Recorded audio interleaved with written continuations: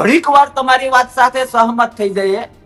કરશન બાપુ ભાદરકા શું સાહેબ, ઘડીક વાર માની લ્યો કે ગોપાલ ઇટાલિયા કે કોઈ બીજા એક બે વ્યક્તિ સાથે મારું ટ્યુનિંગ નથી બનતું એવું ઘડીક વાર માની લઈએ, તો એટલા વર્ષથી હું આ ફિલ્ડમાં છું, મને એ ખબર છે કે પાર્ટી એ ગોપાલ ઇટાલિયાના બાપની જાગીર નથી કે કરશન બાપુના ભાદરકાના બાપની જાગીર નથી. પાર્ટી આઈડિયોલોજી હોય છે.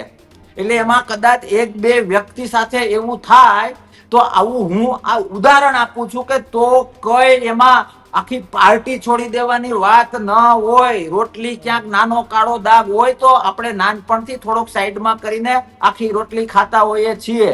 એટલે આ બધી ખોટી ખોટી વાતો છે. પણ તમારા બધા મિત્રોનો આનંદ કે રાજીનામા પછીની પોઝિટિવ ચર્ચાઓ, લોકો ભલે મનમાં આવે એ બોલે, પોઝિટિવ ચર્ચાઓ મેં મારી લાઈફમાં મારી ખુદની પહેલી વખત જોઈ છે.